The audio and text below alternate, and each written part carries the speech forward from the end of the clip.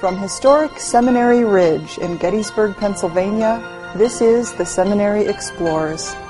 Conversations about people, politics, theology, and life with your host, Dr. Kristen Johnston Largen. This is Kristen Johnston Largen, Interim Dean and Associate Professor of Systematic Theology here at Gettysburg Seminary with Seminary Explores. And today our guest is Lamar Bailey, a middler who just finished his second year, getting ready to go on internship. Lamar, welcome. Thank you for having me here today. What we're going to talk about with Lamar has a very interesting background that I think offers some interesting ways to think about the role of the church in society and the larger world in particular. And so start out, Lamar, by just sharing a little bit about kind of what you did before you came to seminary. Sure. My background was in policy, specifically state and local policy.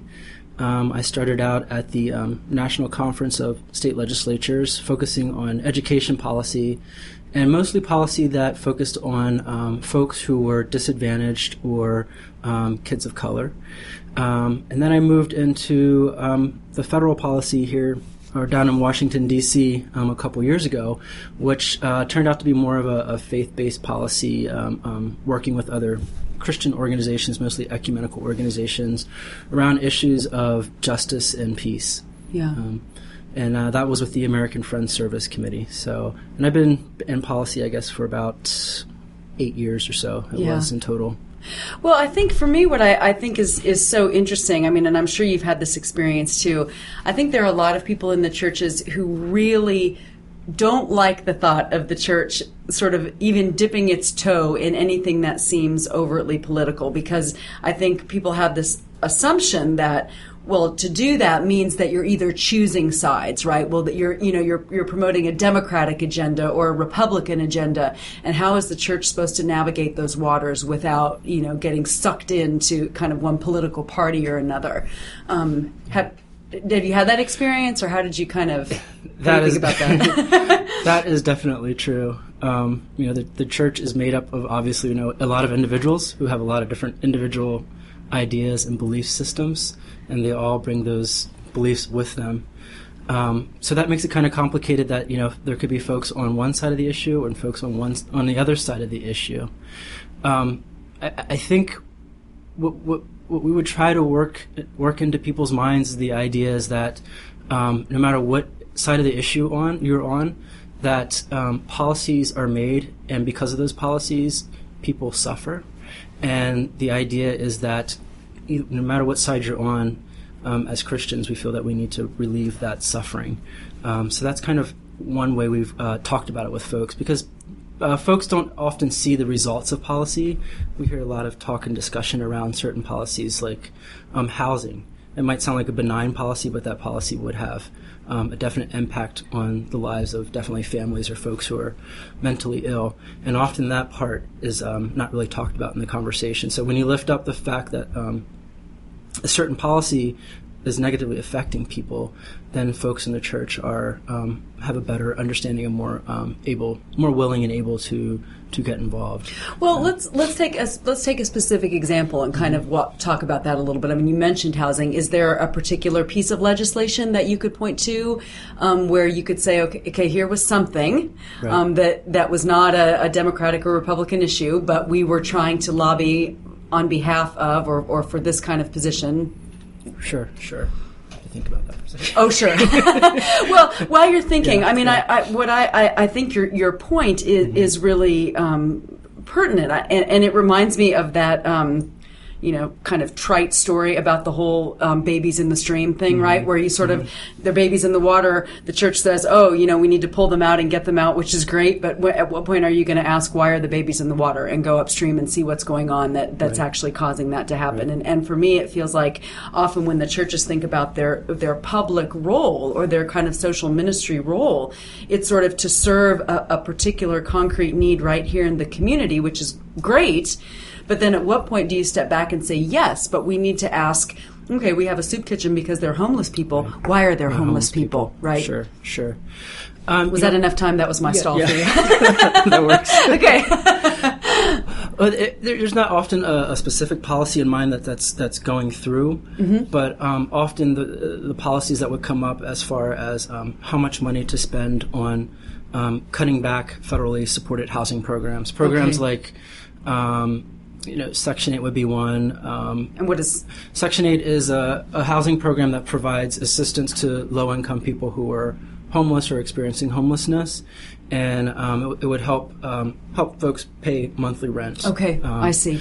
So every once in a while there would be talk on the federal level of cutting that program back or changing how that program is administered, and that would just a little bit of a percent cut or change in the policy would have massive effects for people who are homeless or currently homeless. There was one policy that they wanted to change the amount of rent, the minimum amount of rent that folks had to pay in order to stay in the program. And it was a very minimal amount, but the effect was huge. It would have meant that many of the families that we worked with on the local level their housing would have been in jeopardy, and most likely would have ended up on the streets. Wow. And the folks who were experiencing mental health issues who were homeless would have definitely probably ended up on the streets. Yeah. Yeah. So just a slight little benign change in policy has a huge difference, and a lot of people are not going to know that unless it's brought up, especially folks in the faith community. So that was kind of how we saw our job, was bringing up things that were kind of hidden in a way, that if it wasn't explained, people would think it's just, that sounds fine with me. Sounds like a fine policy. So was that a lot of your work, that you would go in and actually talk to church groups or give presentations in congregations, or how would you get the word out? I mean, how would you kind of do that? We would do a little bit of both. The most effective way that we found to work, and I think a lot of policy folks would agree with this, is to bring people who are in the congregation, who are working maybe with just while we're on the topic of homelessness, sure, that are working with folks who are homeless, or maybe they have experienced homeless themselves. The idea was to bring those folks into the senator's office or to the staff person's office or the House of Representatives office and have them give their testimony. Okay. That is way more impactful than me, a policy professional or a talking head, someone that they see coming into the halls all day. While they trust me, they still, the story of the person who has or is experiencing homelessness is by far more effective in changing the minds or getting policymakers to reconsider their decisions. Yeah. Right. So on the education part, we would definitely go out to congregations, or we would look for bigger events that might have been held by an interfaith group or an ecumenical faith organization in that area. It was kind of the best way that we would find to get people engaged in these issues. Yeah. And just finding local advocates in a congregation is extremely helpful. Yeah, right. Working with them because they have a stronger connection, obviously, with the people in the congregation. Sure. To educate their congregation. So. Does this happen at every state level? I mean, you were doing that first, and then you went to the national level. But are there? I mean, I know the Lutheran advocacy has. What do I want to say? Offices maybe in not every state, right? Yeah. But Colorado was one, right? Where I'm from, and of course Pennsylvania is one. Yeah. Not. I would say on the whole, as faith-based organizations, there's not a lot of state policy offices anymore. Okay. There were probably more in the past, but because of funding issues, and because of what you said in the beginning, a lot of folks are just kind of wary of politics. Right. The country in general at the time, and I would still say is kind of still wary of politics and policy. So that has caused some folks to kind of withdraw at the denominational level or the higher church level. Yeah. That has been a consequence. But unfortunately, that's very unfortunate, because I think personally, state policy and local policy is probably the place that you can have the biggest impact, and probably some of the fastest change is more possible on a state and local level. But without the funding there, or without the support of the churches, by not supporting policy offices, we kind of kind of lose that. Yeah. Yeah. I was thinking about, I wonder if part of what we need is a synonym for the word political as an adjective, because I think, personally, if you asked me, was Jesus political? Is the church supposed to be political? I would say yes, absolutely. Right. And in some ways, for me, I think it's one of the ways we could talk about this is to recapture reinvigorate the adjective prophetic, right. Because I think for me, I don't know how you would think about that, but when I think about what I would consider Jesus' political activities, they were prophetic, right? Right. And it is this kind of advocacy for justice for the marginalized and the oppressed. And I think for the church to ask itself, what would it mean for us to be prophetic in the context in which we find ourselves? Yeah, I think it's getting involved in this kind of the political arena. Right. Yeah, I think that's a great point. I just happened to be reading one of Martin Luther King's sermons a couple weeks ago, and that's the word that came to mind when I was reading it.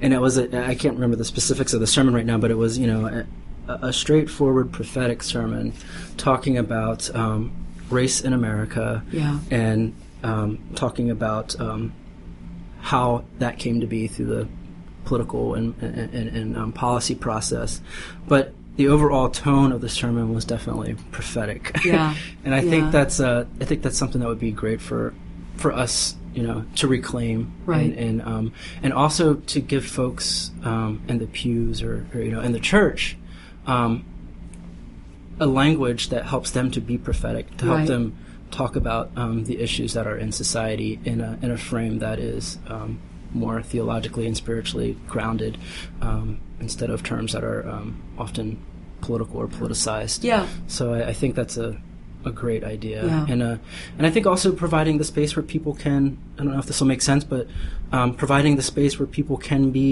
say a prophetic word about something. Yeah. And I think, as we talked about earlier, folks' hesitancy to talk about these issues makes it harder to have that space. Right.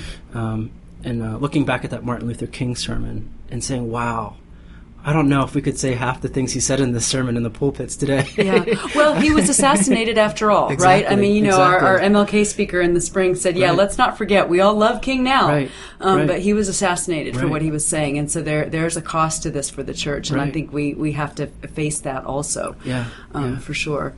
Well, and I think this sort of then will lead me to the next question in thinking about for you then how all of this, the path kind of led you to an understanding of vocation in public ministry, and as you're thinking about even your internship that's starting in the fall. But I think the language of vocation, of what it means to be a Christian, that's another thing that I think the church really needs to expand more robustly, right? Mm-hmm. I mean, we still have this idea that being Christian, the very specific things that I do on a Sunday morning, and then I have the whole rest of my secular life, with the exception of sexual morality, right? Mm-hmm. You've heard me complain about this before, that I think there's this idea that if I'm going to church, I'm reading the Bible, and I'm keeping these very stringent sexual morals, then somehow I'm being a good Christian, right? And I'm not saying, obviously, I'm not saying those things are unimportant, but I think that the sense of what it means to be a Christian should affect our whole understanding of who we are in the world, right? So that all aspects, and that's the embodied aspects that include racism, right? Mm-hmm. And certainly sexism, and how do we sort of bring a sense of, what does it mean for me as a Christian to be voting a certain way, or to be giving my money to this charity or that charity, or my time to this organization or that organization, and how do I, because I think we also haven't given people the tools to think about how to integrate those things. I mean, they may, again, think about, well, I go to church, that's what it means that I'm a Christian. Oh, and I also volunteer at the ASPCA, but that's just because I love animals. Right. Well, I think that's actually a really integral part of one's Christian vocation, right? But have we even helped people to see how those things might be connected? Yeah. Yeah, I think it's helping people to see how those things are connected is kind of what, looking back, is kind of what pushed me into maybe expanding my ministry. Yeah, right. maybe looking at it. Yeah, nice. I think that's a great way to look at it, actually. To me, it felt like more of an expansion or kind of making myself feel more whole. in integrating kind of what I was doing on the left hand with what I was doing Yeah. doing on the right. Right. So that's how I personally came to it, and seeing and I felt that the church can bring some things to policy decisions into the policy world that just can't be done on the governmental level. Yeah. We have some unique. We have space. We have talent. We have some very just minor things that are very helpful.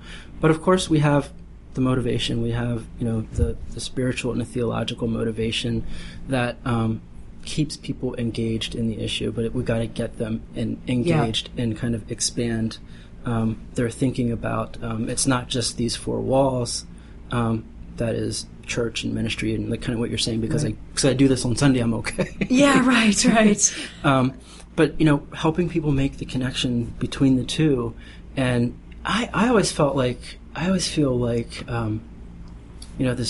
this great freedom that I've been given. I want to also expand that and share that to other people. So that's kind of how it influenced my thinking of policy, and I hope to impart that, or hope people are transformed by that through God's word and sacrament. Yeah. To kind of want to give what they've been given. To other folks. Right. Yeah. Well, talk about, Lamar, your internship is a Horizon site. Mm-hmm. Talk about that program, how you got interested in that program, and how you see kind of developing this integration on your internship in the coming year. Sure. The Horizon Domestic Program is a one-year internship program that focuses on sites that are multicultural or often in a urban context. And there's also another part of the program that is also rural, I should add. But I was more interested in the multicultural kind of urban context, because I think that's the future context that the church faces. So that was very important for me to want to get that experience. So that's why I applied for the Horizon program. I was fortunate enough to be placed at a congregation called Redeemer Lutheran in Minneapolis, Minnesota. And I was really attracted to the church because of the work that they are doing in the community. The context of the community is extremely diverse. I would say it's about 50-50 Caucasian and African American, and there's some other groups there as well. But what they're doing and what they're holding up is kind of doing ministry in kind of a broader context. They've what they've kind of done, they kind of see their church as part of the community. That their church membership is membership in the community. That's nice. Which I thought was very interesting. So it kind of all starts there. And what they've done is, as a community, as a church, they've taken on kind of being the leaders, being the beacon of hope on their block. And they've done that by creating opportunities for young adults to come into housing that they've purchased and to actually be leaders in that community by starting coffee shops. And they have a bike repair program that kind of interacts with the community. So everything's very... the church is involved. Young adults are involved. It's folks from diverse backgrounds, and I just want to be a part of that and see how that works, because I think that's kind of the context that we're going to face. Yeah. Well, I mean, it sounds like such a simple idea, but I have to tell you, I mean, I haven't really thought about it before. This idea that being a member in a church in a specific location means being a member in that community, what that would really look like. Right. Because I think so many people, when they, quote unquote, church shop, right, they're not at all interested in where the church is in a community. I mean, especially people who are mobile, they can drive wherever they want, and so they look for they look for what's in the walls, right? When they think about church, choosing a church, right, and not even considering sort of, well, what's the role of that church in the community? And I think to actually say no, intentionally as a church, we want to think about our the membership as something that's outwardly directed. That's really really important, I think. Yeah, and it took time, from what I understand, to make that transition in right. thinking, and I think that's probably the critical part. The critical part. Right. So. And the intentionality that takes, really. Yeah. But it all gets back to, and this is a way to, I think, kind of bring our interview to a close, is this sense of what is the larger relationship between the church and the world. And we can think about that very broadly, denominationally, but then also at any individual congregation. And I think one of the great gifts of your ministry, your understanding, the lens that you bring to the public vocation of ministry is the sense in which, the church is in the world. Mm-hmm. Maybe not of the world, but it is in the world, and the call is to be in the world. And so how can we, especially those of us who have a role in public ministry, help orient Christians that way, mm-hmm. So that that's how they understand who they are as Christians, not just the few things maybe that they do within the walls, right? Right. So that's exciting. It's very exciting. Well, listen, thank you again. This was Lamar Bailey with us today on Seminary Explores, and we wish you all the best as you go out on internship and look forward to hearing all that you've learned when you come back next year. Thank you so much. I'm going to miss you too. Great having you. Thanks. You've been listening to The Seminary Explores from historic Seminary Ridge in Gettysburg, Pennsylvania, a production of the Lutheran Theological Seminary at Gettysburg. We invite you to visit our website at www.ltsg.edu.